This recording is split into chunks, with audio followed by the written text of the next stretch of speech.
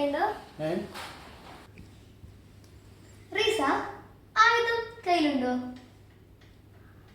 അല്ല, നിങ്ങളുടെ കയ്യിൽ ആയുധമുണ്ടോ? മനസ്സിലായില്ലേ? പറയാം.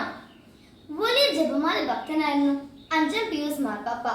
ജപമാലയുടെ പാപ്പ എന്നാണ് അറിയപ്പെടുന്നത്. 1571 യൂറോപ്പിനെ ആക്രമിക്കാൻ വന്ന ശക്തരായ തുർക്കി കപ്പൽപ്പടയെ അദ്ദേഹം നിർദ്ദേശിച്ച ആയുധം ജപമാലയായിരുന്നു.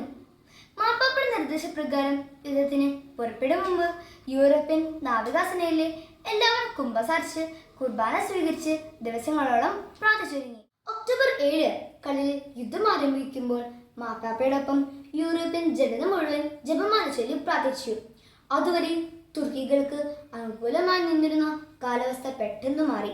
ശക്തമായ കാറ്റ് ശത്രു സൈന്യത്തിനെതിരായി വീശിയപ്പോൾ യൂറോപ്യൻ സൈന്യത്തിന് അത് സഹായകരമാവുകയും അവർ വൻ വിജയം നേടുകയും ചെയ്തു. ജപമാലയുടെ ശക്തിയാൽ ലഭിച്ച ഈ വിജയത്തിന്റെ ഓർമ്മയ്ക്കായി ഒക്ടോബർ 7 വിജയനാഥയുടെ തിരുനാളായി 5-ാം പിയൂസ് മാർപ്പാപ്പ പ്രഖ്യാപിച്ചു. പിന്നീട് ലിയോ 13 പാപ്പ ഒക്ടോബർ മാസം ജപമാല മാസമായി പ്രഖ്യാപിച്ചതോടൊപ്പം ഒക്ടോബർ 7 ജപമാല നാഥയുടെ തിരുനാളായി മാറ്റുകയുണ്ടായി. തിന്മയ്ക്കെതിരെ ഏറ്റവും ശക്തിയേറിയ ആയുധമാണ് ജപമാല.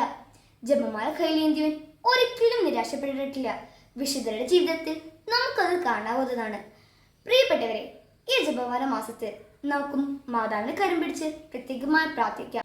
എല്ലാവർക്കും ജപമാല നാഥയുടെ തിരുനാൾ ആശംസകൾ. അപ്പോൾ ആയുധം കയ്യിലില്ലേ?